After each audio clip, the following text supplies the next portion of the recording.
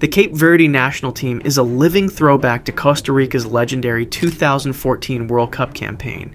It's the same story, a small nation, a fiercely disciplined structure, and a game plan that has repeatedly stunned some of the biggest teams in Africa. So how did they pull it off? What could they do on the world's biggest stage? And is this the secret blueprint for every underdog in modern football? Let's break it down. Section 1. The Blueprint. The Legend of Costa Rica 2014. Uruguay, Italy, Costa Rica, England. Yo siendo costarricense, me tengo que cuidar. Y en un rol de juez, la cenicienta del grupo, Costa Rica. Think back to 2014. The World Cup draw produces a certified group of death, featuring 3 former world champions. Italy, the masters of tactical warfare, England, the self-proclaimed cradle of football, and Uruguay, the very first winners. And then there was Costa Rica, a Central American nation most wrote off as cannon fodder, the team everyone expected to finish last with 0 points. The question wasn't if they'd be eliminated, but by how much they'd lose.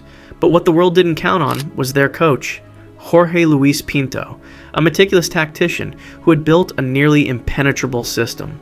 Costa Rica lined up in a 5-4-1 that was far more sophisticated than just parking the bus. Without the ball, they were a solid, compact unit. The 5 defenders and 4 midfielders stayed incredibly close together, shrinking the space between the lines and making it impossible for creative players to breathe. They didn't just sit back, they pressed with a ferocious, coordinated energy. The boldest part of their system was a brilliantly coached high defensive line. This was their secret weapon. Instead of retreating into their own box, Costa Rica's back line would step up in perfect synchrony, a split-second trap designed to catch forwards offside. The most famous example was against Italy. Facing the passing genius of Andrea Pirlo, Costa Rica's defense didn't retreat. They pushed up, compressing the field and springing the offside trap over and over. In that match alone, Italy was caught offside a staggering 11 times. They were frustrated, suffocated, and utterly neutralized. This team wasn't just about defense, though. That 5-4-1 was a coiled spring. The moment they won the ball back, the formation instantly transformed. The wingbacks, Christian Gamboa and Junior Diaz, would bomb down the flanks, providing width and blistering speed. In attack, it looked more like a 3-4-3, with the explosive Joel Campbell as the main outlet, a constant threat with his direct running and power. This blueprint paid off spectacularly against Italy. After frustrating the Azzurri for nearly half the match, Junior Diaz whipped in a perfect cross. The captain, Brian Ruiz, ghosted between 2 defenders and connected with a powerful header that went in off the crossbar. It was the only goal in a 1-0 victory that shocked the tournament and sent England packing. Costa Rica hadn't just survived the group of death, they had conquered it. They didn't do it with superstars, but with a system built on tactical intelligence, unbreakable discipline, and a collective will that was simply undeniable. Section 2. The Echo, Cape Verde's Rise. Now fast forward to today and look at a tiny island nation off the coast of West Africa. Cape Verde, with a population of just over 500,000, has been quietly building something special. Just like Costa Rica in 2014, they are a team without household names, but they have something far more valuable, a powerful, unified identity. This identity is the masterwork of their coach, Pedro Bubista Brito. Appointed in 2020, Bubista, a former Cape Verdean international himself, has built a philosophy based on pragmatism, organization, and a relentless team spirit. He understands, for a small nation to win, tactical cohesion must overcome individual talent. Under his guidance, Cape Verde has become a force, reaching the knockout stages of back-to-back Africa Cup of Nations tournaments. Their coming out party was the 2023 AFCON. Drawn in a group with giants Egypt and Ghana, they were once again seen as the underdogs. But they didn't just survive, they thrived. They opened with a stunning 2-1 victory over Ghana, then clinically dismantled Mozambique 3-0 to win the group with a game to spare. A hard-fought 2-2 draw, with Egypt only solidified their status as the tournament's most resilient side. But they didn't stop there. Riding that momentum, they accomplished the impossible in late 2025. They topped their World Cup qualifying group ahead of African powerhouse Cameroon, booking a ticket to their first ever FIFA World Cup in 2026. So how did they do it? Bubista typically sets his team up in a flexible 4-3-3 or 4-2-3-1. The principles, however, are a direct echo of Pinto's Costa Rica. Defensively, they are an incredibly solid, compact unit that prioritizes shape and suffocates opponents. They are athletic, disciplined, and perfectly comfortable absorbing pressure before launching devastating attacks. A key pillar of this structure is the veteran goalkeeper and captain, Vozinha. Born in June 1986, the 39-year-old is the experienced emotional leader at the back, a commanding presence who organizes the entire defense. Further up the field, their entire identity is embodied by one man, Ryan Mendes. The 36-year-old winger is Cape Verde's most capped player and all-time leading goal scorer. He is their talisman, their primary threat, and the leader who sets the tone with his tireless work rate and clinical finishing. It's Bubista's leadership and the quality of veterans like Vozinha and Mendes that has forged a blueprint for consistently punching above their weight. We've seen the 2014 blueprint and its modern-day echo. But just how deep do these similarities really go? Before we break them down side by side, if you're enjoying this tactical analysis and want more deep dives into the stories that shape football, make sure you hit that subscribe button. Section 3. The side-by-side comparison. When you place Cape Verde and the 2014 Costa Rica side next to each other, the parallels are astounding. This isn't about copy-pasting a formation, it's about embracing the core philosophies that allow an underdog to completely level the playing field. It all starts with a foundation of defensive organization. Costa Rica's 5-4-1 and Cape Verde's 4-3-3 might look different on paper, but they function in very similar ways. Both prioritize a compact, narrow defensive block that denies any space in the middle of the pitch. The distance between the defense and midfield is almost nothing, creating a cage where creative opponents see their time and space reduced to zero.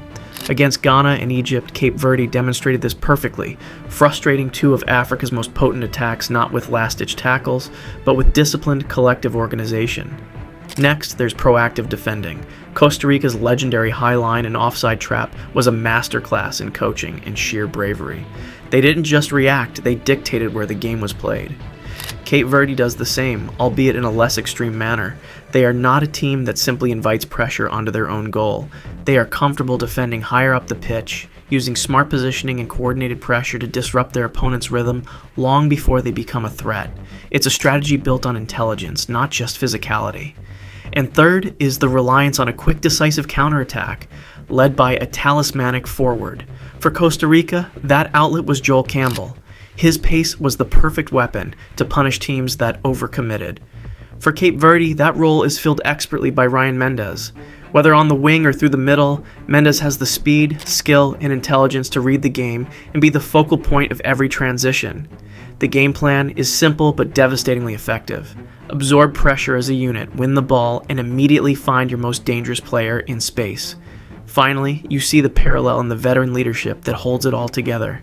In 2014, Costa Rica leaned on the heroics of Keylor Navas in goal and the crucial finishing of Captain Brian Ruiz. Cape Verde has its own version of this duo. They have the 39-year-old Vozinha, a vocal organizer and reliable shot stopper who has been a rock for over a decade. And they have Ryan Mendes, the captain who leads by example, taking on the responsibility to create and finish chances, just as he did when he scored the decisive penalty to send his country to the AFCON quarterfinals. Section 4. The World Cup test, Spain, Uruguay, and Saudi Arabia. So how will this model hold up at the World Cup? The draw has placed them in Group H, a monumental challenge against the technical mastery of Spain, the relentless intensity of Uruguay, and an ambitious Saudi Arabia. Against Spain, the game plan will have to be a near-perfect copy of Costa Rica's against Italy. Spain lives on possession, dominating the ball with their tiki-taka style to pull opponents out of shape. Cape Verde will need to concede the ball, remain in their compact 4-5-1 defensive shape, and suffocate the space between the lines where Spain's midfielders thrive. They'll need immense discipline to hold their shape for 90 minutes, aiming to frustrate Spain and then unleash the speed of Ryan Mendes on the counterattack, just as Costa Rica did. The match against Uruguay will be an entirely different battle. Under a coach like Marcelo Bielsa, Uruguay plays a high-intensity, aggressive, and attacking style. They press relentlessly and look to attack with verticality. This won't be about frustrating a possession team. It will be a physical and tactical war. Cape Verde's organized defense will have to absorb intense pressure and win individual duels. Their best chance will be to exploit the space left by Uruguay's attacking fullbacks, using quick transitions to again find their wingers in one-on-one situations. Finally, there's Saudi Arabia. As a team also looking to establish itself on the world stage, this will likely be the match Cape Verde views as most winnable. Under an Italian manager, they are often organized, but Cape Verde's established chemistry and clear tactical identity could give them the edge. In this game, they won't just be defending. They will be expected to take more initiative, control the tempo, and use their systematic approach to break down a fellow aspiring nation. It will be a test of whether their model can be used not just to survive, but to dominate. So is Cape Verde just a carbon copy of the 2014 Costa Rica team? While the formations are different, the philosophy is almost identical. It's a doctrine built on the belief that organization can beat talent, discipline can overcome resources, and a clear, unwavering tactical identity is the ultimate equalizer in football. Costa Rica wrote the modern blueprint for the organized underdog. They proved that a small nation could not only compete with giants, but outthink them. Today, Cape Verde is living proof that this idea is more powerful than ever. By tapping a global diaspora for talent and committing to a system of disciplined, intelligent football under Bubista, they have created a team that is tough, dangerous, and far greater than the sum of its parts. Their historic World Cup qualification is not a fluke. It's by design. It's a testament to the idea that in football, identity is power.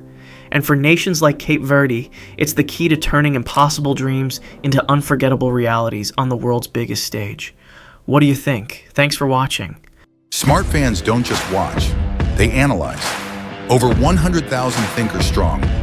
Join us on the road to 250,000. Tuesday, Thursday, Saturday. Subscribe and raise your football IQ.